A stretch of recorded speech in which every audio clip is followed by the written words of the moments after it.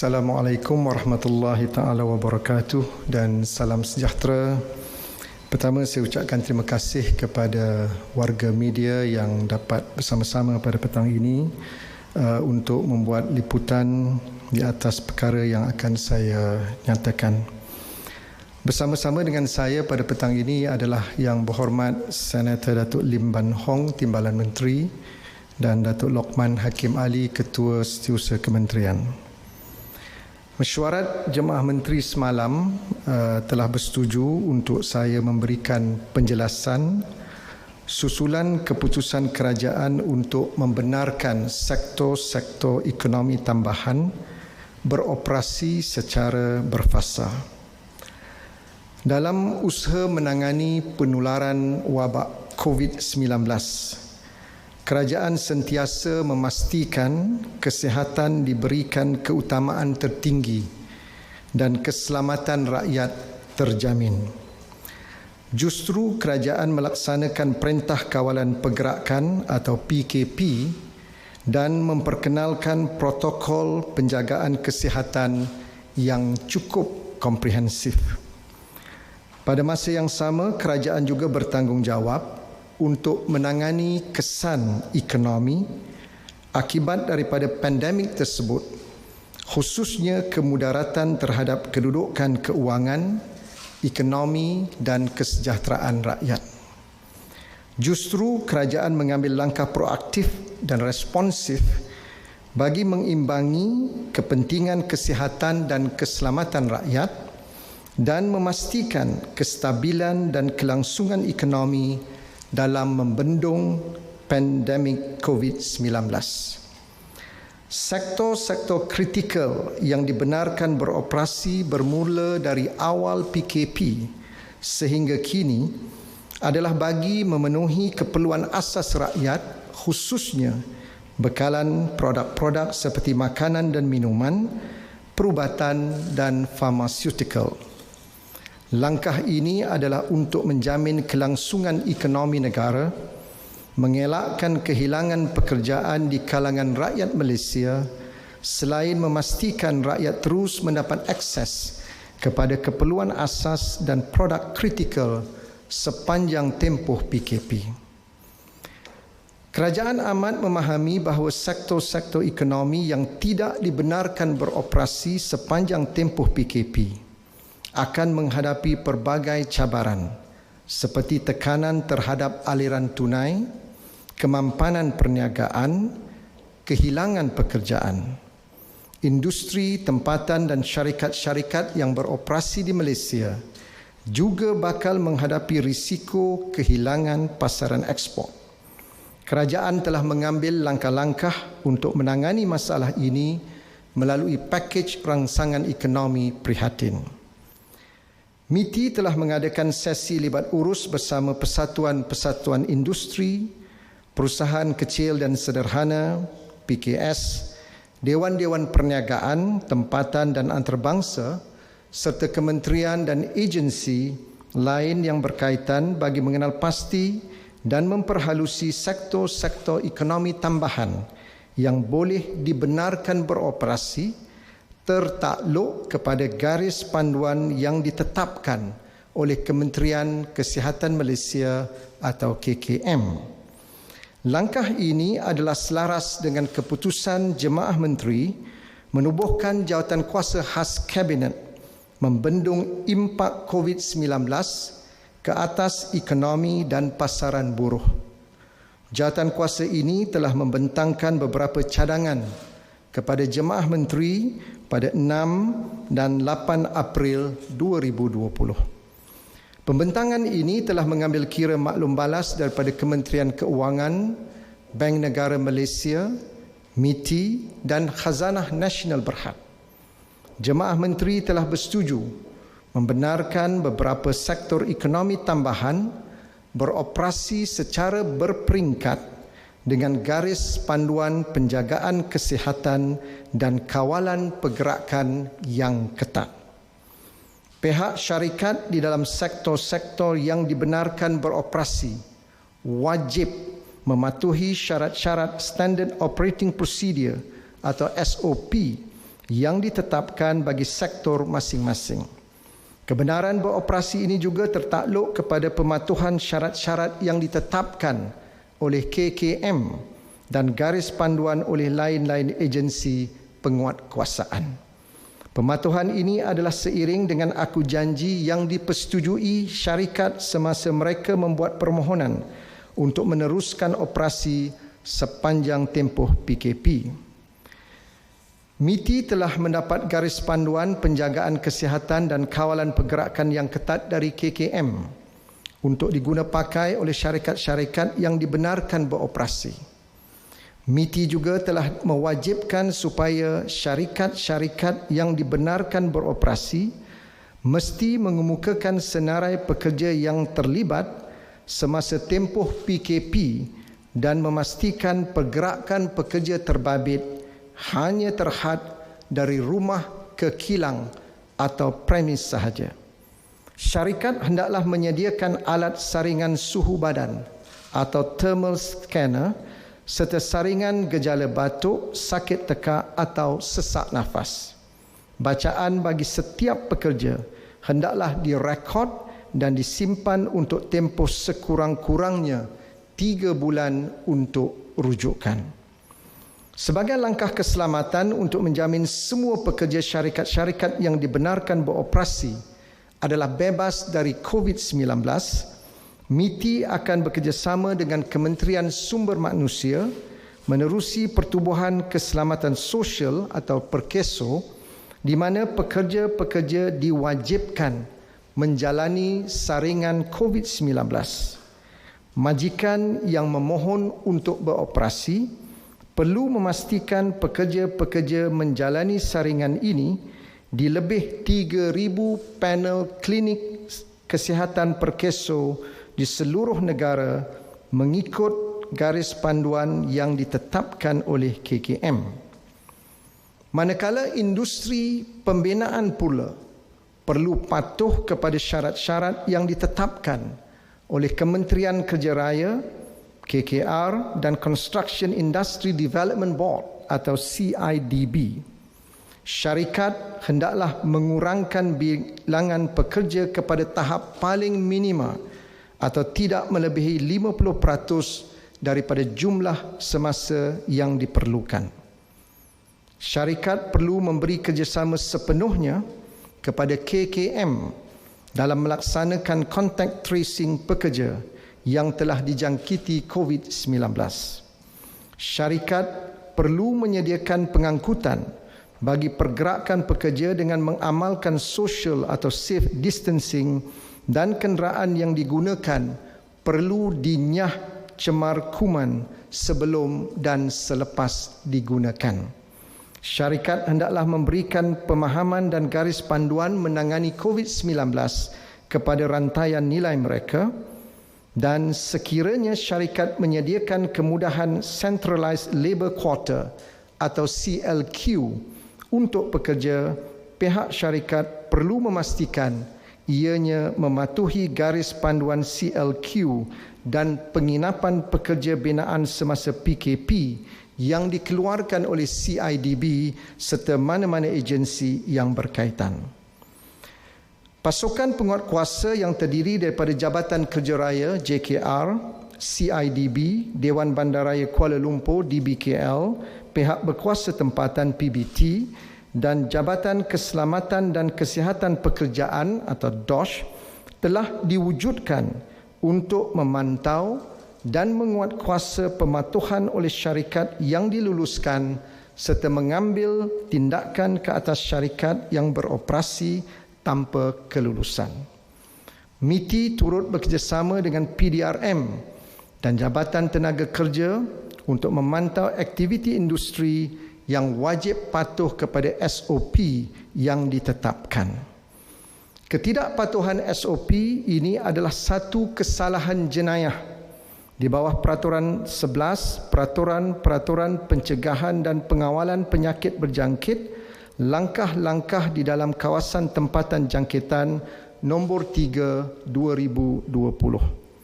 Kegagalan syarikat mematuhi SOP ini akan menyebabkan kebenaran beroperasi dibatalkan serta-merta dan berhadapan dengan tindakan undang-undang mengikut akta semasa. Sehingga hari ini, MITI telah menarik balik kelulusan terhadap 4 buah syarikat yang didapati melanggar syarat kelulusan yang telah ditetapkan. Siasatan juga sedang dijalankan oleh JTK Semenanjung Malaysia dan PDRM terhadap 35 syarikat yang telah dilaporkan melanggari syarat-syarat yang telah ditetapkan oleh MITI. Orang awam boleh membuat aduan sama ada secara terus kepada PDRM atau kepada MITI sekiranya mengetahui sebarang kes pelanggaran SOP di kalangan syarikat. Langkah pembukaan operasi syarikat-syarikat secara berperingkat dengan syarat-syarat pematuhan yang ketat adalah untuk memastikan, pertama, bekalan makanan mencukupi, kedua, bekalan ubat-ubatan dan peralatan perubatan mencukupi, ketiga, beberapa sektor PKS dan sektor kritikal dapat beroperasi bagi meringankan beban rakyat serta mengurangkan kesan ke atas ekonomi negara. Bank Negara Malaysia mengunjurkan ekonomi negara tumbuh di antara negatif 2% hingga 0.5% pada tahun 2020. Unjuran ini mengambil kira pelaksanaan PKP selama 4 minggu sehingga 14 April 2020. Akibat penutupan perkhidmatan bukan keperluan selama 4 minggu, ekonomi negara dianggarkan beroperasi pada tahap 45% operating capacity. Keputusan untuk membenarkan sektor-sektor ekonomi tambahan beroperasi secara berperingkat semasa PKP tahap 3 akan meningkatkan operating capacity ekonomi negara. Dengan melaksanakan strategi serampang dua mata, kerajaan berharap akan dapat memerangi COVID-19 dengan berkesan di samping memastikan ekonomi negara tidak teruk terjejas. MITI ingin mengucapkan terima kasih kepada semua pihak, khususnya Kementerian Kesihatan Malaysia yang senantiasa memberikan panduan dan nasihat dalam usaha bersama membendung penularan wabak COVID-19. Saya yakin rakyat Malaysia akan terus tabah dan bersatu padu mendepani cabaran yang amat getir ini. Firman Allah Subhanahu wa taala dalam surah Al-Ankabut, Bismillahirrahmanirrahim. Wallazi najahadu fina lanahdiyannahum subulana wa innallaha lama'al muhsinin. Dan orang-orang yang berusaha bersungguh-sungguh, kami akan menunjukkan kepada mereka jalan-jalan kami, dan sesungguhnya Allah benar-benar beserta orang-orang yang berbuat baik.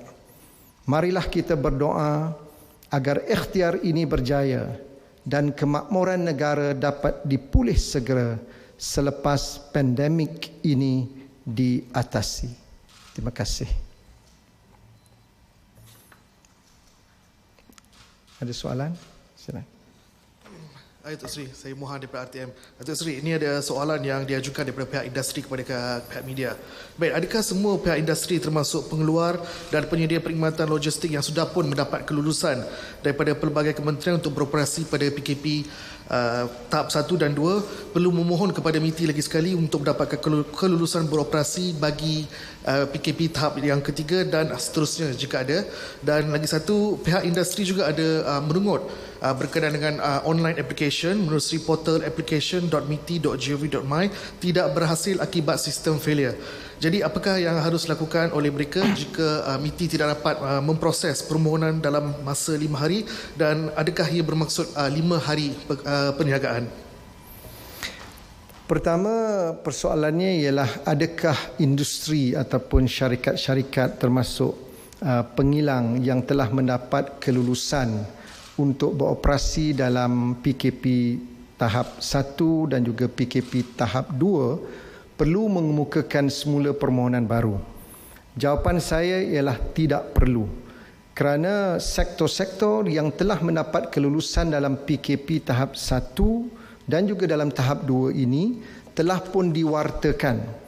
Sebagai contoh, dalam lampiran A dan B pada peringkat awal itu telah diwartakan pada 18 Mac 2020, manakala ada 2 lagi warta kerajaan yang telah dibuat pada 31 Mac 2020 dan pada 2 April 2020. Ini bermakna semua industri dan syarikat yang telah pun mendapat kelulusan untuk beroperasi dalam tahap 1 dan tahap 2 boleh meneruskan operasi mereka dalam tahap yang ketiga ini, kerana kesemuanya telah pun diwartakan oleh kerajaan pada tarikh-tarikh yang saya nyatakan sebentar tadi.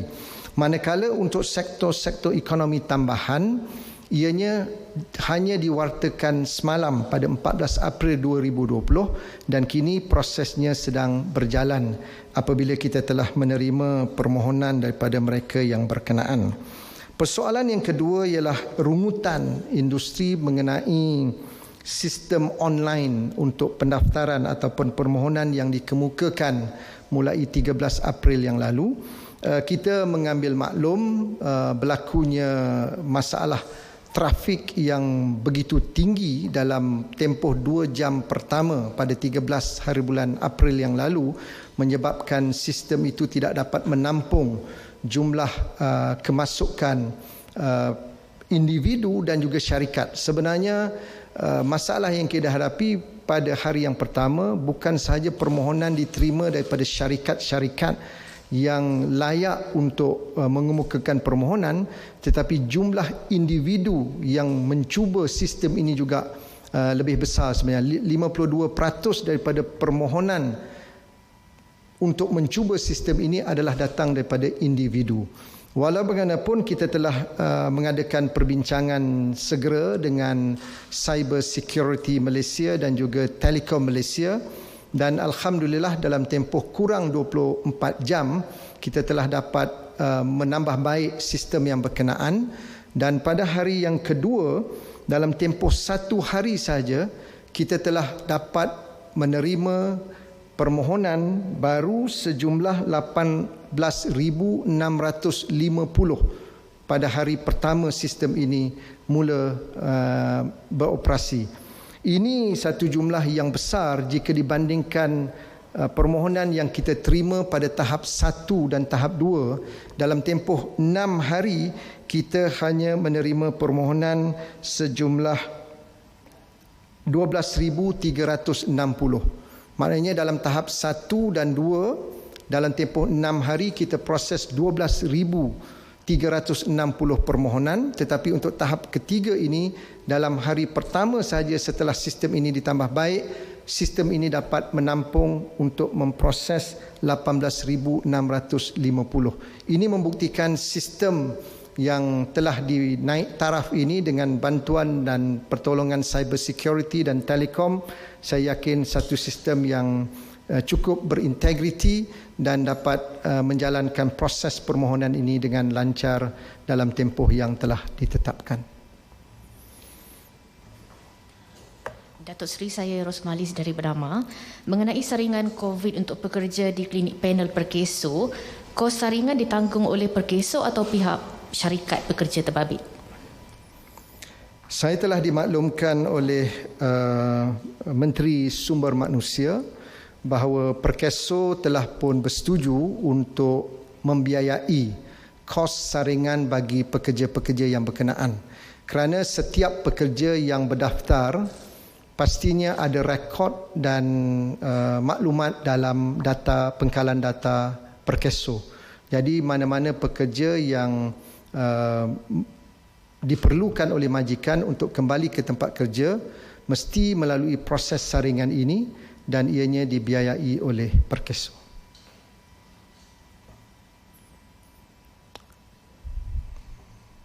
Okey, tak ada soalan? Satu lagi. Satu lagi tu. Datuk, tadi Datuk ada menjelaskan bahawa pihak MITI bekerjasama dengan Polis Diraja Malaysia dalam pemantauan daripada aspek SOP syarikat-syarikat yang akan melaksanakan di muka semula. Jadi Datuk Seri, ada tak MITI berbincang dengan pihak polis mengenai perbezaan kelulusan antara industri yang memerlukan persetujuan MITI dan industri yang tidak memerlukan kelulusan MITI seperti kedai runcit, institusi perbankan, media, pos dan lain-lain? Sebab ada yang masih keliru, ada yang kata polis minta tunjuk surat daripada MITI. Mana-mana syarikat yang dibenarkan untuk beroperasi perlu mengemukakan permohonan, dan setiap permohonan yang diberikan kepada syarikat berkenaan akan mendapat surat kelulusan daripada MITI. Walaupun kelulusan ini dikeluarkan oleh MITI, tetapi dalam proses untuk menilai dan meneliti setiap permohonan itu, kita juga mendapat kerjasama yang baik daripada jabatan, kementerian dan agensi yang berkenaan. Sebagai contoh, di tempat di war room kita di mana proses permohonan ini sedang diteliti, ada wakil daripada KBDN HEP, ada wakil daripada SME Corps, ada wakil daripada Bank Negara, daripada MIDA untuk membantu mempermudahkan proses permohonan. Maka apabila kelulusan diberikan oleh MITI sebagai focal point untuk menyelaraskan semua permohonan ini, syarikat berkenaan akan mendapat surat kelulusan. Dan surat kelulusan ini akan diberikan kepada pekerja-pekerja yang akan hadir ke tempat kerja. Maknanya ianya juga dapat membantu pihak polis dalam menjalankan tugas mereka, kerana semua senarai kelulusan ini kita ada aplikasi yang kita kongsi bersama dengan PDRM untuk memastikan hanya syarikat yang telah diberikan kelulusan dengan pekerja-pekerja yang dibenarkan untuk datang bekerja, dibenarkan untuk keluar daripada kediaman masing-masing. Dan pada ketika ini kita hanya membenarkan operasi pada tahap 50% sahaja. Jadi saya kira perkara ini telah kita laksanakan dalam tahap 1 dan 2. Alhamdulillah berjalan dengan baik dan lancar. Namun dengan pembukaan sektor-sektor tambahan ini, pastinya ada tambahan, maka proses yang sama akan kita lakukan untuk membantu pihak penguatkuasa khususnya PDRM menjalankan tugas mereka. Ya. Saya Syabiha dari Bernama. Soalan saya, dengan sektor tambahan itu, adakah pelaksanaan itu mengambil kira pandangan KKM? Ya, itu saja. Sudah pasti semua perancangan yang kita buat ini, saya dah nyatakan tadi, tertakluk kepada garis panduan yang cukup ketat yang dikemukakan oleh Kementerian Kesihatan Malaysia. Malahan dalam perbincangan kita di peringkat Jawatankuasa Khas Kabinet yang meneliti impak COVID-19 ini ke atas ekonomi dan juga pasaran buruh kita, wakil Kementerian Kesihatan turut bersama dalam perbincangan selama 2 hari, pada hari Jumaat dan hari Ahad.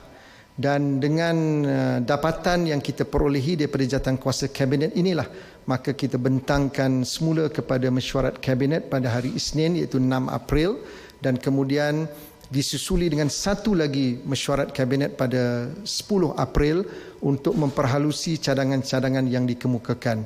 Jadi proses ini mestilah melalui Kementerian Kesihatan yang merupakan kementerian yang amat penting untuk memberikan panduan dan nasihat kepada MITI dan juga kementerian-kementerian yang lain yang terlibat dalam sektor-sektor tambahan ini, supaya dalam usaha kita membendung penularan COVID-19 ini, kita dapat bersama-sama dengan Kementerian Kesihatan, dan mereka juga dapat membantu kita untuk memberikan kelonggaran beroperasi bagi syarikat dalam sektor-sektor tertentu sahaja.